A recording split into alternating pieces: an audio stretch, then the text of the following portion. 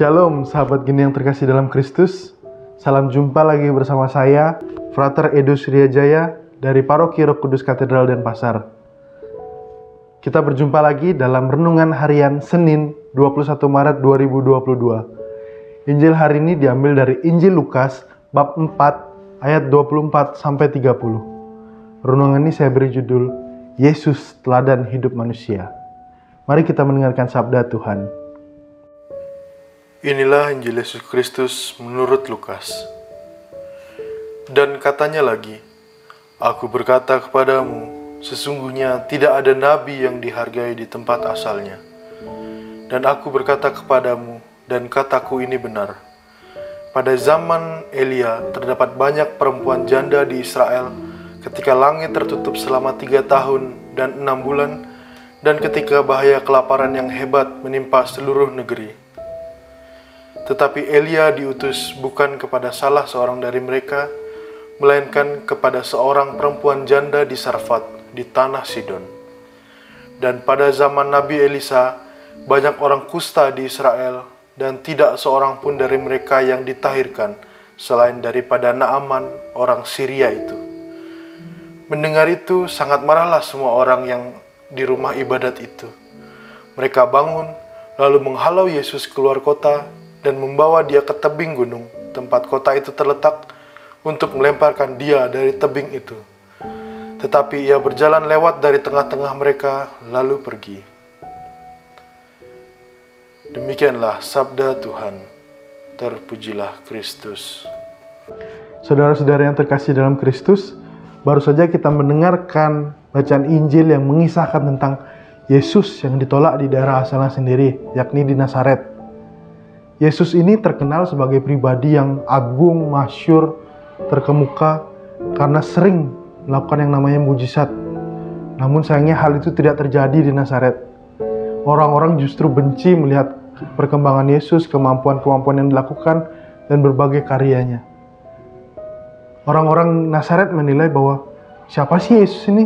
Yesus loh cuma seorang anak tukang kayu. Kok dia bisa melakukan hal-hal yang hebat semacam ini? Nah, dari situlah mulai timbul rasa iri, dengki, dan rasa tidak ingin melihat perkembangan orang yang lebih baik darinya. Nah, dari situlah kita dapat melihat, mari kita melihat sikap-sikap orang Nazaret ini. Jika kita perhatikan sikap orang Nazaret ini, ada kemungkinan atau bisa jadi sikap-sikap ini tidak murni berasal dari dirinya. Bisa jadi ada bisikan-bisikan dari luar. Jika kita perhatikan, di dalam kerumunan orang Nazaret itu, juga ada orang-orang Farisi dan ahli-ahli Taurat yang notabene sangat membenci Yesus. Bisa jadi kemudian dia yang kemudian menjadi provokator untuk menyoraki Yesus, kemudian sampai akhirnya menarik Yesus keluar dari bait Allah dan membawanya ke tepi jurang untuk dibuang. Nah, mari kita melihat kembali diri kita saat ini. Dalam masa Prapaskah ini kita diajak untuk melihat sejauh mana kita sudah berkembang sejauh ini. Sejauh mana sikap-sikap kita sudah mencerminkan sikap sebagai pengikut Kristus. Seberapa banyak hal-hal buruk yang sering kita lakukan.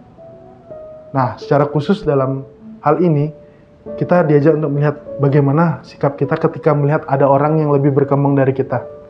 Apakah kita masih sering merasa iri, dengki, marah dengan itu? Jika iya, bisa jadi itu merupakan godaan yang berasal bukan dari Kristus. Ada satu teori yang bisa kita pahami dan masih berlaku hingga saat ini mungkin, dimana jika sesuatu itu berasal dari Kristus, hal itu akan membawa yang namanya kedamaian dan kebahagiaan. Jika itu tidak berasal dari Kristus, itu tentu tidak akan membawa kedamaian dan kebahagiaan. Jadi kita bisa lihat dari hasilnya. Kalau hasilnya itu bahagia, damai, itu tentu dari Kristus. Jika sebaliknya, itu bukan dari Kristus. Nah, dalam masa Prapaskah ini kita dipanggil sungguh-sungguh untuk berani melihat diri kita, menyadari kelemahan kekurangan kita, dan pada akhirnya kita mau bertobat. Mari kita memiliki sikap-sikap Kristus. Kita lihat bagaimana Kristus menghadapi masalah ini. Dia tetap tenang, tidak banyak bicara, karena dia tahu yang dia katakan adalah kebenaran.